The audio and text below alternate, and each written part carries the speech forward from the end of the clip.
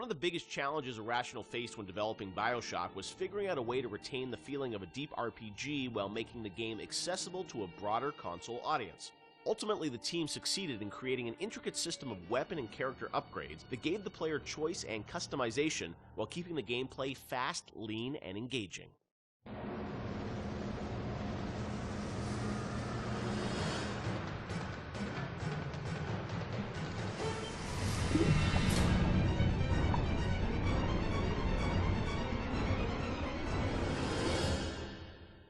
One of the hallmarks of Bioshock, to me at least, was that it really blended RPG and sort of first-person action game together in a way that, is sort of standard today, but a decade ago was really pretty revolutionary. And I know for the team, I think at some point it became clear that you wanted this to work on consoles, not on PC, right? Well, both, yeah. Yeah. But so the idea of, doing a console game and a PC game, and doing something that sort of felt like a shooter but had much more depth. And I know in some of the early design docs you talked about sort of creating an FPS plus versus an RPG light. What was the difference in your mind between those two? I think for us is the big difference between System Shock and Bioshock ended up being that System Shock was more about your character growth and Bioshock was more about the environment. Because with System Shock, we really didn't have System Shock 2. We didn't really have either our team to make enough assets or the visual power to sort of make a really convincing environment. But as we started working on Bioshock, the art team was so strong that the ability to tell a story within the environment became the most important thing about the game. And that was sort of not something we thought right at the beginning. That was not really a concept we had. But as we started building things, we could realize that the visual world was the star of this thing. The Rapture was really the star of this thing. And telling the story outside of cutscenes, telling it in the world, so the gamer could discover the story rather than us telling him the story, telling him or her the story. And it was still very much for the time, I think for the time, quite different than what you had seen in terms of there wasn't a lot of growth in shooters. So It was still, I think, for the time, very, very revolutionary. But I think System Shock 2 was even more ahead of its time in terms of that growth thing, because we defocused a little bit. Primarily, part of it was just figuring out how to do that all on a console controller was very tricky.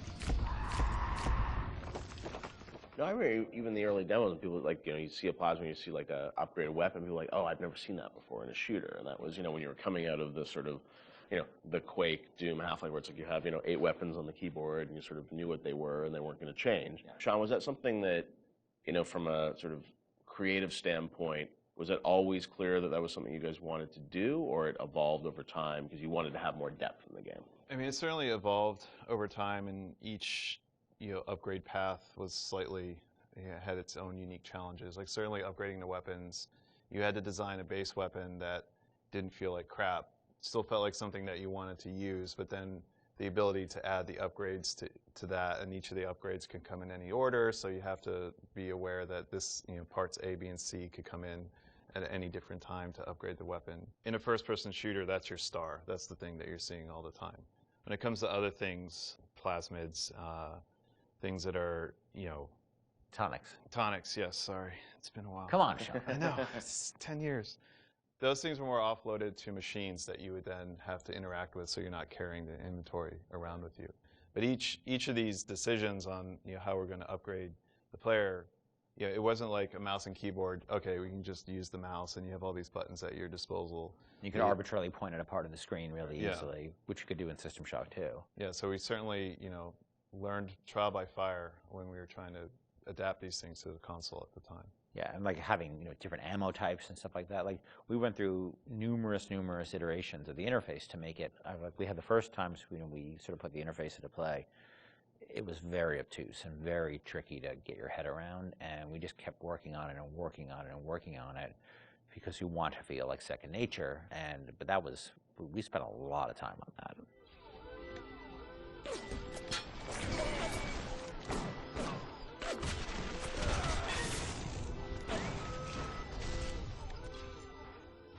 What motivated the idea of having so much choice in the way you could sort of play through this game? What was it to give the player a better sense of authorship over the experience, or what was driving that?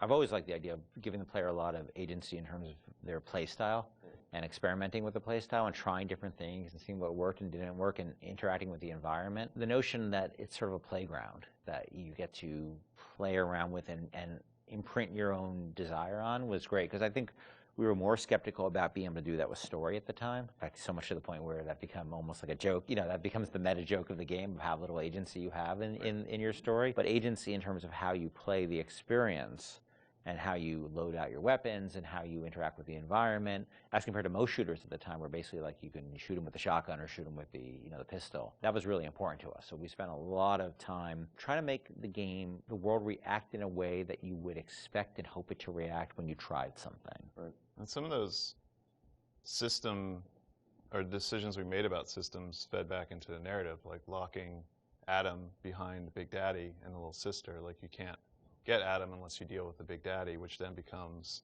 a roving boss fight, which then becomes another system that I don't know if we planned that from the start or was one of those happy, like, serendipity, like, oh, this decision that we made about putting Adam behind the Big Daddy totally works, because now we have a different type of boss fight that you hadn't really seen in other games. Actually, it was the other way, because what happened was originally there was no concept of Adam, and Big Daddy just had money and other treasure on them, like every other splicer. Yeah. And they were so tough, nobody would ever fight them, because why on earth would you go after that guy? Right, go off a bunch of small splicers and get the same amount, yeah. So we had to come up with a currency that was exclusive to them, because we knew that was where the fun was, right? But we also knew people were terrified of them, and we didn't want to fight them. Yeah. So video game development and system development is a lot like economics, right? In economics, you try to encourage certain behaviors through tax, usually through tax policy.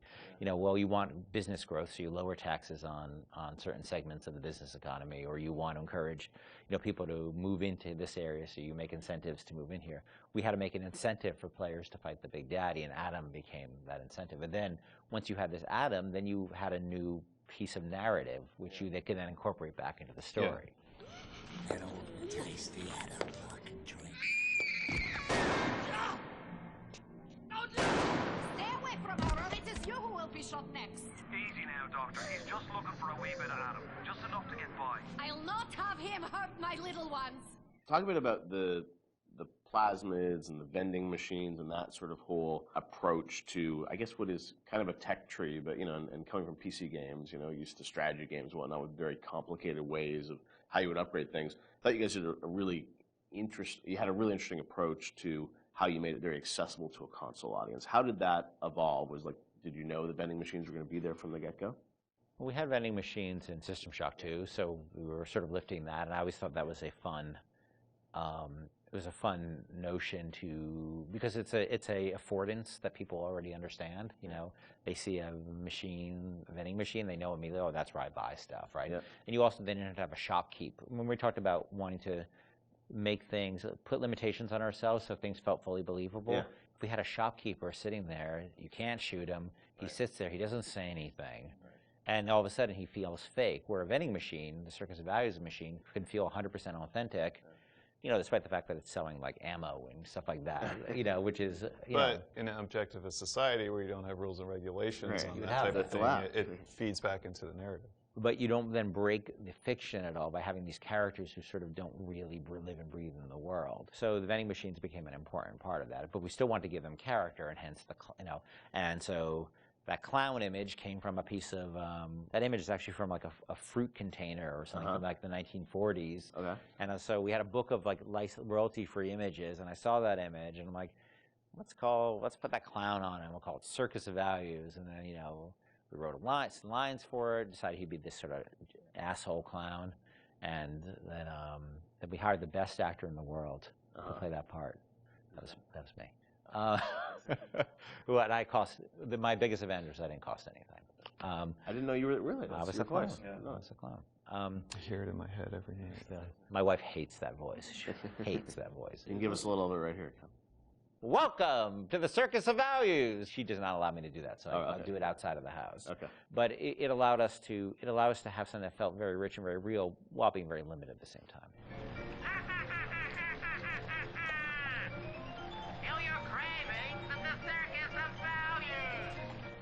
And also, the plasmids and sort of the motif of sort of the videos and how you explain sort of what a plasmid was. That was a really fun way, I thought, to sort of explain that. Sean, how did you guys evolve that? Because it was a very artistic approach. I think those came on pretty late too, because we were developing all these systems, and you make the assumptions because you're dealing with them every day that the player who gets this game is going to understand what these systems are. And we always joke that you can't ship a developer with a game, or you can't expect somebody to have a README file for all of these things. Nobody's understanding what these plasmids are or how to use them. How do we present these to the audience in such a way that they're going to understand what it is fictionally and what it is functionally? Because Rob Waters did a lot of the animations on those, and we sit down and we write out like a little 30-second commercial of what this thing is. And again, because going back to the narrative, this is what would happen in Rapture. People are trying to sell these things, so they would come up with commercials to explain why you need this. Using that as your framework, you can then come up with all of these little gags that people will remember that have a little personality to them, but I think ultimately in the end weren't that expensive to create because they're cheap. I think that one of the most important things about it is we didn't want them to be long, and we didn't have a lot of budget for the arts. We have like a couple of frames of animation in them essentially. And so we had to figure out how do we message how this thing works in like that. And that's what marketing is, right? It's how do you message how something works. And marketing and tutorializing are very similar things, right? You're trying to get a message across in a very brief period of time in a very snappy fashion. And I think that one of the things that I always felt about games is that tutorials are sort of death.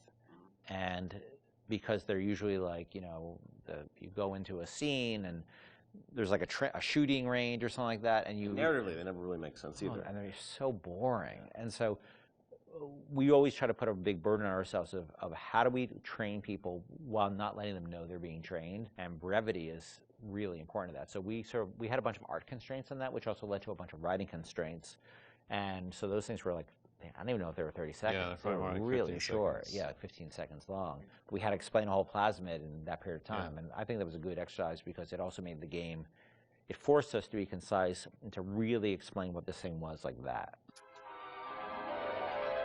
Throw objects at foes. You can even catch grenades and throw them back.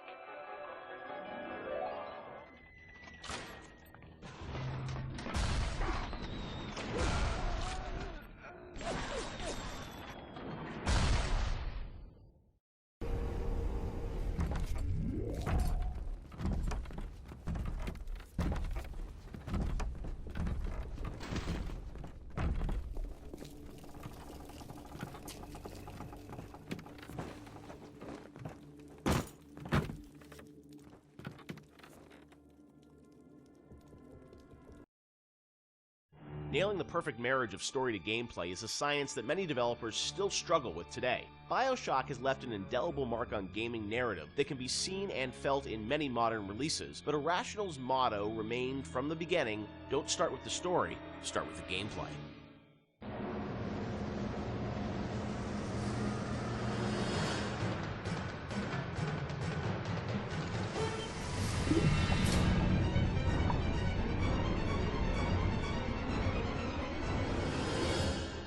A lot of fans probably wonder about the process you go through in writing the story and the design for a game like Bioshock. You've talked about how it evolved over time, and what eventually ships is very different than your initial vision.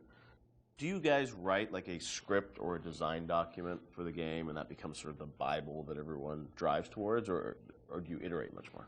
It's different for every game. Like System Shock 2, I went back to it recently. I wrote a design document, and like we started that project in September, and the design document I saw was dated like October or something. So like in a month, like I wrote the design document, and it didn't change. A lot of it, got expanded upon, but the basic design really didn't change on that. Where on Bioshock, I think it evolved in real time much more. Like we had a pretty substantial design shift, like a year before the ship date. For Bioshock? Bioshock, yeah. It got to be much more about the experience of being in Rapture than about being in your character sheet. And so the game evolved more towards that experiential kind of thing, and making sure every idea was expressed in the world as well as just on your character sheet. So before you'd have a lot of things like, oh, I'm doing fire damage or electrical damage, but that was sort of a number flying off a head versus, the whole notion of like, there's barrels and you light them on fire and then you can pick them up and throw them. But you'd have stats coming off characters and all that stuff? Much more so. Oh, really? And that involved, sort of, we did a design shift, but I don't know how well that got documented. I think we were moving so fast that we were just sort of changing things, laying down the tracks as we went right ahead of us. And the same with the screenplay, the screenplay there is no screenplay. It's a bunch of, probably Excel files and fragments of Word documents that I'd write and I'd go to recording sessions and I'd rewrite on the fly once I hear the actor perform, because once the actor takes on it, you listen to their voice and you say, what you wrote doesn't really matter. Like, what is the right thing for this actor playing this role to be saying? So I tend to do a lot of rewriting in the session. And then, like, you have a bug late at night where somebody says, oh, this doesn't make any sense. And you're like, oh, God, and you have to write a new audio log and try to get the actor back in. Or you figure out what's the best way to get this idea across. Yeah. And is it an audio log? Is it a poster on the wall? Is it a piece of text that pops up on the screen? That's always dependent on how much time you have and what actor availability is. So, the plans sort of fall apart. I think we've worked on that a bunch since on the new project we're working on, where we are trying to document things a lot better and keep things a lot more logical. But the train was running so fast on Bioschock that we just sort of. Early on, we got the Andrew Ryan scene in, like we'd said before, and that was kind of like the keystone. Like, we're going to put a lot of work into this, so this can't change. Everything that happens before or after that don't really involve a lot of departments working together to make a scene, those things are very malleable. And if you need to change audio logs to represent a story, if you need to add lines or take away lines, that's very doable. And I think for a while we even had like text to speech. We even did that I remember for Infinite with Booker and Elizabeth and all their dialogue, and that really didn't work very well, because you'd have these dramatic scenes and it'd be like, Elizabeth, we need to go to Comstock, and it just it almost had no value as far as I was concerned.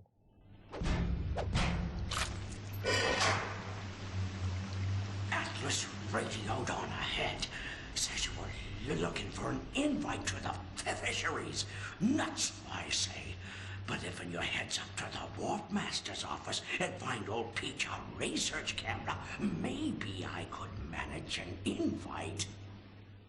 Ken has so much of, these games in his head, and you're sort of, you can keep it all straight, or try to, with all the different things and changes. But from the team perspective, Sean, because this is evolving and Ken's thinking in his head about how this all ties together, how does the team sort of keep up with, what the whole game is going to look like? There's a lot of specifics that can change. For instance, Atlas used to have a Southern drawl. Right. And then, we recast to the Irish. And we actually cast an actor, wrote the lines, did the whole thing, and realized that people hated that character and distrusted him from the first start. So we had to rewrite him, recast him, redo everything. Yeah. From a team perspective, you kind of get a sense on which things are going to be really volatile and that you probably want to push off till later, because if you work on it now, it might change. Larger themes don't tend to change too much, meaning we knew we were in Rapture, we knew we had Big Daddies, we knew we had Little Sisters, we knew we had Splicers, we knew what the arc of the story was about Jack coming into Rapture, and the specifics of this radiolog versus that radiolog didn't really affect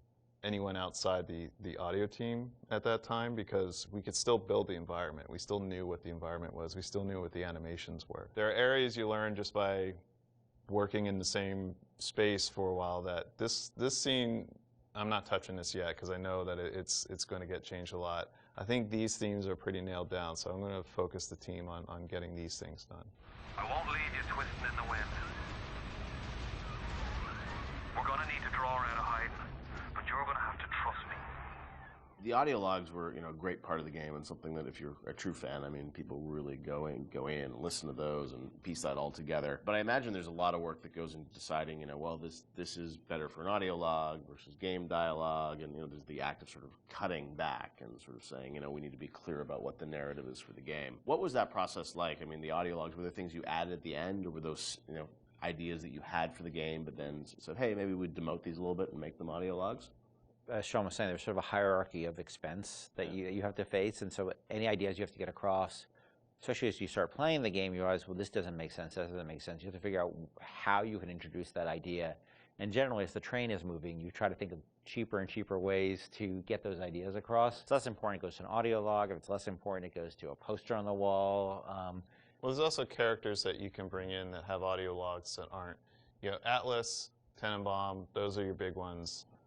You can bring in somebody to do a short, a few different audio logs. It's a character that some players may not even find, but it adds a little bit of depth to Rapture. And it also, like, usually each character generally is about a certain idea, and we don't just sort of come up with characters like we have an idea problem that we need to solve, and so let's introduce a character who's this guy, and he will be the guy who sort of shepherds you through that idea. Julie, my dear, I am trying to run a business here. You want to spend time with my honeybees? Well, I'm going to have to start charging you for the pleasure. If I come out one more time and find you lolling out there amongst my hives, I'm grabbing my shotgun. As to your question, yes, my days in beekeeping school are a blur, but I do seem to remember something about that enzyme you keep blabbing on about. So as you're going through the game and, writing things, rewriting things, were there things with the original Bioshock that you've always been surprised that more people didn't pick up on, or was there something that, a connection to a character you thought was really going to resonate with people, which, didn't? Anything like that? No, it's the opposite. I was amazed, I don't know how you felt, but I was amazed how many people connected to the Would You Kindly stuff. Because I think it was when I wrote that speech, I don't think anybody on the team was like, oh my God, this is like really this or that. And I don't think I really had any sense that people were going to connect to it. I think we ended up sort of over time finding more ways to support the notion throughout the game. Yep. And I don't think I really, until I heard Pat put together the revelation moment, where it's like, where you had all the bits that Atlas had said to you in the past building up, and then there was a visual that went along with that. That's when I realized it was going to be a really powerful moment. But even so, I still did I think people were really going to connect to it or really even understand it? Because it's pretty out there. And that it was meta commentary too. I think that completely, I thought like, oh, it's kind of meta, cool.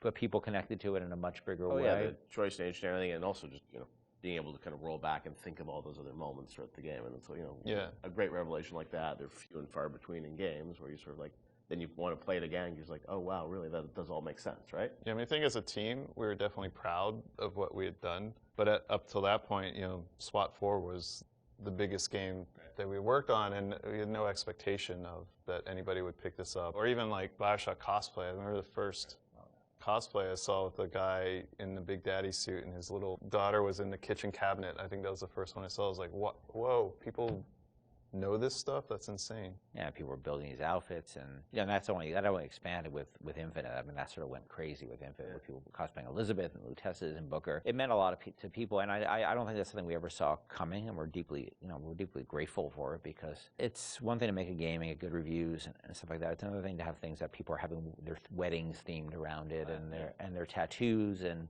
naming their children after characters. You can't plan for that, and I think the only way that could happen is if you just make something that you're deeply in love with and passionate about. I can say we were. It was something there's a lot of passion on the team about, but we didn't know people were going to take away what they did. Would you kindly? Would you kindly? Powerful phrase. Familiar phrase. Would you kindly? Would you kindly get this? Would you kindly find that? Would you kindly find that? Would you kindly find? Would you kindly get this? Would you kindly head to Ryan's office and kill the son of a bitch? Part of the challenge with that, though, is when people love fiction so much and they dive into every word written in every audio log and try and connect all the fiction, make sure it all makes sense. Are there any things from that game that you sort of look back and it's like, oh wow, like we didn't explain this and we should have, or things that fans have misinterpreted over the years? There are things we think that we did that should have or shouldn't have been in the game. Like I was never a fan of having two endings, and I think that's what the publisher was asking you to sort of have a. That was the one thing that 2K, and they were very hands off. That was the one thing they insisted on, and it's not something I really thought was a good idea, because they're still limited, even though they're multiple. They're still limited, and so that was something that we ended up doing. One of the endings was far better than the other one. I mean, there's no. It's clear that I was much more interested in the happier ending with the little sisters than I was with the nuclear submarine ending. I'm sure part of it was the idea that if this game is, if you're making a choice throughout it, I'm sure when some people are like, oh, well, then it has to be a payoff, right? Right. Except the game was really about lack There of was no choice. choice. Yeah, Yeah, about right, not being yeah. a choice. So Yeah. that always struck me as a tension that was weird. But look, at the end of the day, they were putting up a lot of money, and so I can't really complain. They weren't dictatorial at all during the development. So that was the one thing. But that's a game that I wouldn't have put the boss battle in, the final boss battle. Like we seem to end up doing that over and over and over again. Every time we start a project, I'm like, I'm never going to do that again. We're never going to do that again, and we end up doing it. Right. We're not good at boss battles, and that you're fighting that guy, and look, this is the naked dude. It just doesn't work. Totally makes sense. But and it works pretty well up till then, but then it just doesn't work. That boss battle's silly.